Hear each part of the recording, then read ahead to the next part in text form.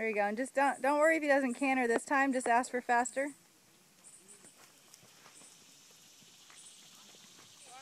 Yep. Okay, now come around again and ask again in that same place. Nope. Just a little loop. Yeah, go deep into the corner and ask for it right at the puddle. That's a little, yeah.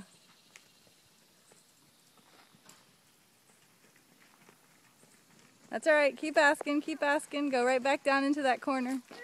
Be nice if you could canter a whole circle. His brakes are a little loopy. Yep, that's why you've got all these rails. Good. Yeah, you missed that corner.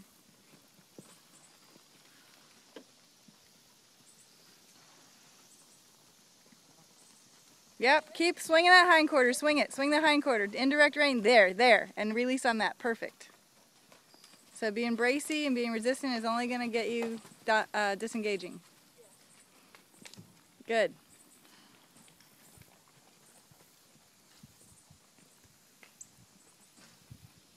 Yes, I almost felt it. Yep. Good. Feel the disengage?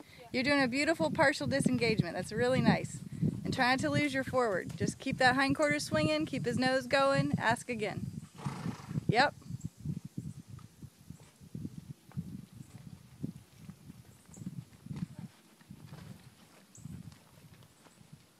He lifts off the ground like he's going to pace and then he trots. Yeah. But he needs to be trotty to get a canter, so.